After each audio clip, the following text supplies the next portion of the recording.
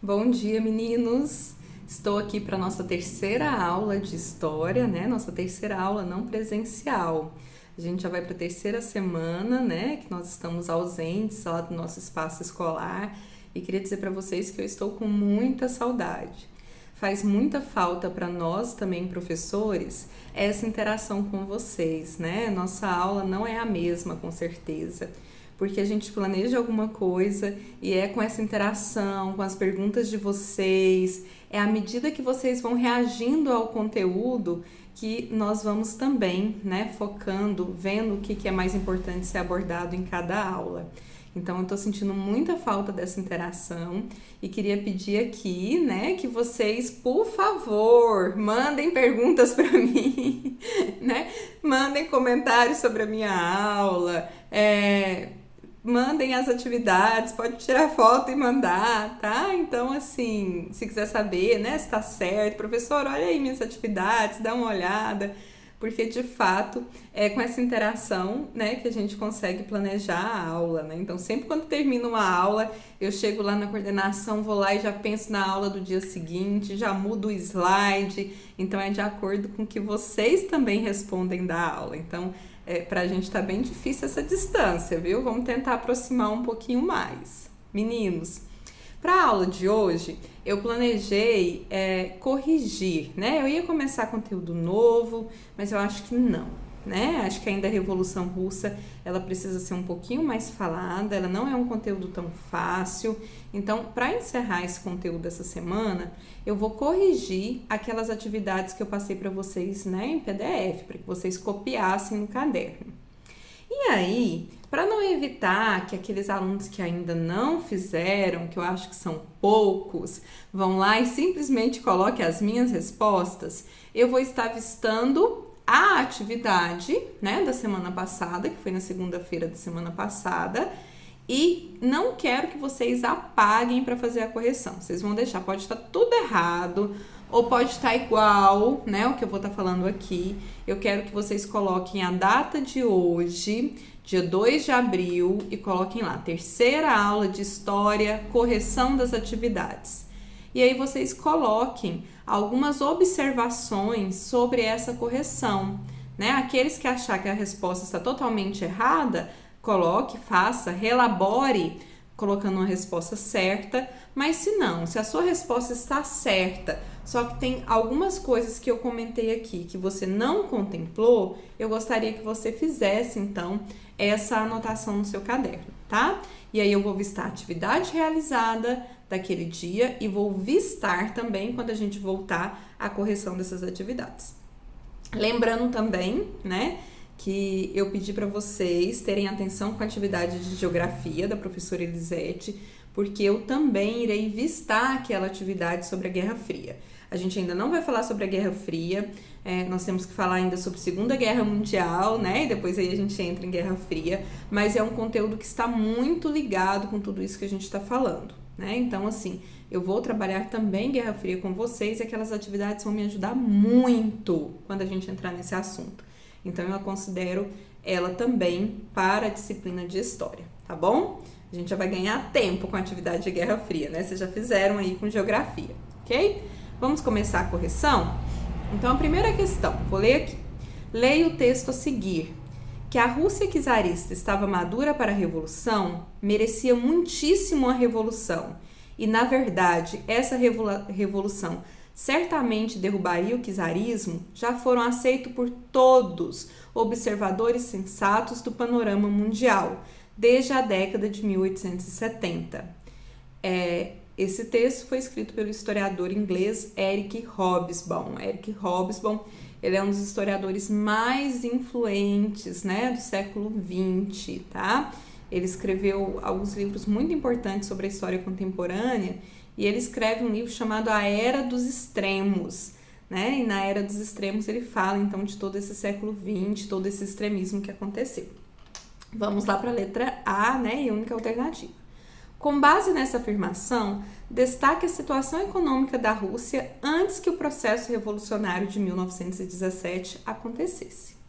Então, meninos, vamos lá? Primeiro pensar, né? Como estava a Rússia antes da Revolução? Que país era esse? Então, na aula passada, vou recusar a ligação da Sônia. Na aula passada, a gente falou um pouquinho, né? Eu fiz uma retomada de acordo com as dúvidas que tinham surgido. A Rússia era um país de uma grande extensão territorial, um país europeu que vivia uma situação bem diferente daqueles outros países, né, mais conhecidos, como a Inglaterra, a França, a própria Alemanha. Então, a Rússia, a gente pode falar que ela vivia um relativo atraso econômico. Era um país de grande extensão territorial, era um império, tinha colônias, mas, no entanto, era um país que vivia ainda muito das bases agrárias. Para a gente ter uma noção, no começo do século XX, existiam cerca de 160 milhões de habitantes na Rússia. Desses 160 milhões de habitantes, cerca de 87% era de camponeses, né? E desses 87% de camponeses, 80% deles eram analfabetos. Então aí a gente já pode ter uma noção dessa situação econômica de muito atraso, né, que a Rússia vivia, tá? Era um país agrário, era um país marcado pela concentração fundiária, né, pela concentração dessas terras nas mãos de poucos, dos latifundiários, e os camponeses que trabalhavam de uma forma quase feudal ainda. Lembra lá do feudalismo da Idade Média? Então esses camponeses eles trabalhavam ainda num sistema de muita exploração do trabalho. Tá? Existiam algumas poucas indústrias, né, na Rússia. Essas indústrias eram, no geral, financiadas pelo capital estrangeiro. Então, a gente tinha em alguns centros a formação da classe operariada por conta, né, do desenvolvimento dessas indústrias com capital estrangeiro. E essa situação da Rússia, já que a gente está falando da pré-revolucionária, né, então antes de 1917, ela se agravou muito com a entrada da Rússia na Primeira Guerra Mundial. Então a Rússia ela passou a sofrer com problemas de abastecimento, a população passou a sentir fome mesmo. Então a Rússia passou a viver um certo caos econômico, né, com a participação dela na Primeira Guerra Mundial ao lado ali da Tríplice Entente, tá? Então essas situações elas acabaram levando a população russa a executar a Revolução de 1917. Certinho? Se tiver dúvidas, vão lá no privado.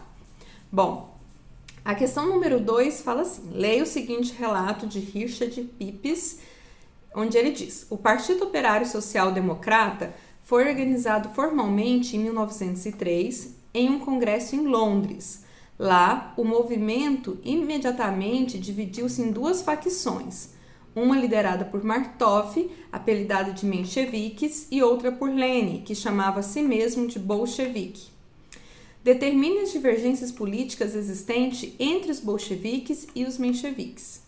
Então a gente sabe que no final do século XIX foi formado o Partido Social Democrata Russo, né? E lá em 1903, em um congresso que foi organizado, eles acabaram tendo algumas divergências de opiniões. Então, as principais lideranças desse congresso, que era o Martov de um lado e o Lenin do outro, eles tinham algumas divergências de como esse processo revolucionário deveria se instaurar, né? Então, a gente está falando de 1903. Já lá no começo do século XX, eles já discutiam a instauração dessa revolução que vai acontecer em 1917, tá bom? Os mencheviques, que eram liderados por Martov, ele tinha um pensamento mais alinhado com a burguesia. O que eles queriam? Né? Eles queriam que o capitalismo continuasse com a instauração dessa revolução, que a Rússia, primeiro, tivesse as bases econômicas estabelecidas a partir do capitalismo, e eles acreditavam que isso poderia ser feito por meio de uma aliança da burguesia junto com o operariado, né? Será? Que essas classes tão opostas, né, que o Marx fala tanto dessa luta de classes, eles conseguiriam então se unir para ter uma liderança frente à Rússia, né? Então, mas o Martov ele achava isso, que então, claro que os burgueses estariam à frente, mas com apoio dos operariados, eles instaurariam essa revolução, derrubariam o regime czarista, fortaleceria as bases econômicas, né, da Rússia, para depois, então, instaurar o socialismo na Rússia. eles não consideravam, então, a ditadura do proletariado como sendo um passo importante. A palavra menchevique vem de minoria, né? Porque a burguesia que tinha essa linha de pensamento, eles eram a minoria.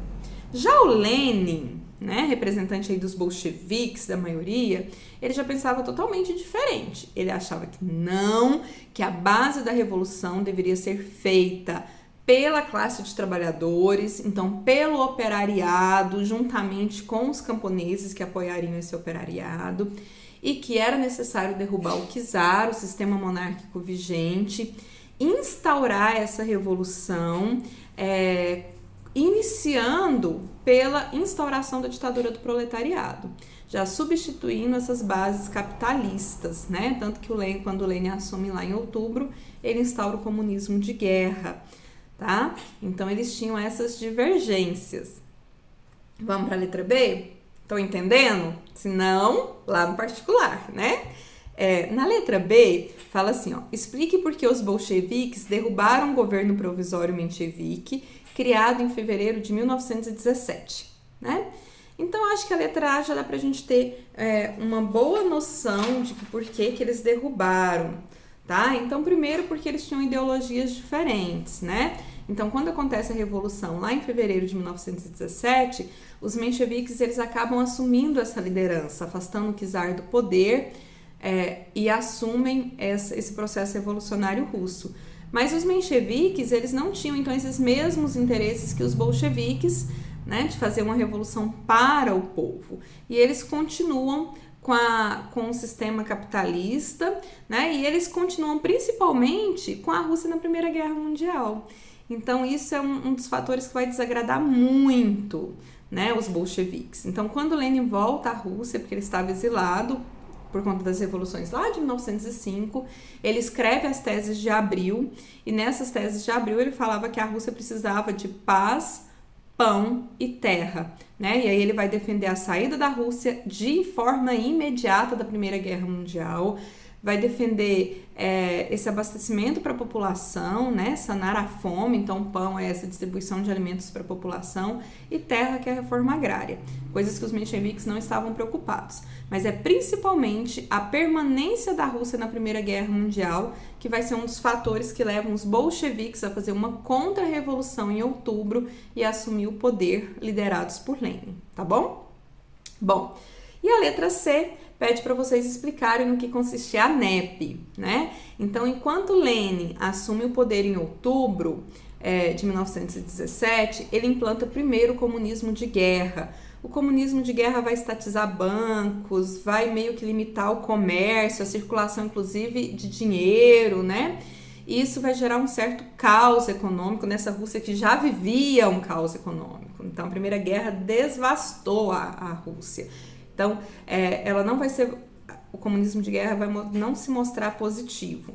Então, em 1921, o Lenin reconhece a importância de restabelecer alguns princípios capitalistas, né, na base econômica da Rússia. Tá? Então, a NEP, essa nova política econômica adotada por ele, é praticamente esse reestabelecimento de algumas práticas capitalistas em um modelo socialista. A Rússia não deixa de ser socialista, mas adota algumas medidas capitalistas. O Lenin falava assim, que era como se a Rússia tivesse sendo necessário dar um passo atrás para dar 2 passos à frente. Então, ela abandona o comunismo de guerra, ela volta ao capitalismo para depois, né, a implantação desse socialismo. Tá bom, meninos? E aí, a gente tem 4 pontos, né, da NEP. Esses 4 pontos, eles são a liberdade comercial, a liberdade da iniciativa privada, inclusive com a coleta de capitais estrangeiros, e a liberdade salarial, tá? Então, a gente tem esses pontos aí, essa liberdade do capital estrangeiro, né, com a liberdade industrial, com a liberdade de salários e a liberdade de comércio, ok? Bom, e a última questão é a questão 3, que pede para vocês falarem um pouquinho sobre a relação existente entre a Primeira Guerra Mundial e o desenvolvimento da Revolução Russa, né? Eu acho que isso daí lá na primeira questão ela já foi linkada, mas eu quis reforçar para que vocês pudessem associar esses dois conteúdos. Então, a Rússia, ela entra na Primeira Guerra Mundial, né, enquanto uma monarquia, enquanto czar, ao lado da Tríplice Entente, embora a gente saiba que a Rússia tinha rivalidades históricas, tanto com a França quanto com a Inglaterra, mas elas tinham um inimigo em comum, que era a Alemanha. Então, a Rússia entra na guerra. Essa guerra para a Rússia, ela vai acabar provocando um grande desastre para a economia russa. A população vai sofrer muito com a falta de abastecimento, né, de alimentos, com a ida forçada para a guerra. Então, isso vai acabar ocasionando uma série de revoltas populares, revoltas essas, né, que já estavam acontecendo, mas em menor escala lá na Rússia. Então, desde 1905, a população ela já vinha se manifestando contrária a essa política desenvolvida pelo czar. Então, a Primeira Guerra Mundial ela vai agravar essas tensões e vai levar a Rússia, Marcelo está aparecendo aqui na filmagem, e vai levar a Rússia, né, a esse processo revolucionário em 1917, e ela sai, então, antes que a Primeira Guerra Mundial acaba, né? Então, quando os bolcheviques assumem o poder, eles conseguem retirar a Rússia da Primeira Guerra Mundial, tá bom? Eu espero que vocês tenham entendido o conteúdo, que vocês façam as anotações dessa correção no caderno, que depois será avistada. Qualquer dúvida ainda em relação a essas questões, eu vou responder para vocês no privado. Então, estejam me mandando essas mensagens, tá? Depois dessa videoaula, eu vou deixar um link para vocês, que é um quiz, né? Que vai ser mamão com açúcar, porque depois de fazer essa correção, esse quiz são perguntas bem curtas relacionadas à Revolução Russa. E eu quero muito que vocês entrem lá hoje, que vocês preenchem o nome de vocês, porque hoje eu vou considerar a presença pelo quiz, e que vocês respondam as 5 questões que estão lá sobre a Revolução Russa, tá bom? Então, as respostas vão ficar salvas e vão ser consideradas também como atividades feitas. Qualquer dúvida, eu estou à disposição de vocês no meu particular. Beijo grande e até a próxima aula!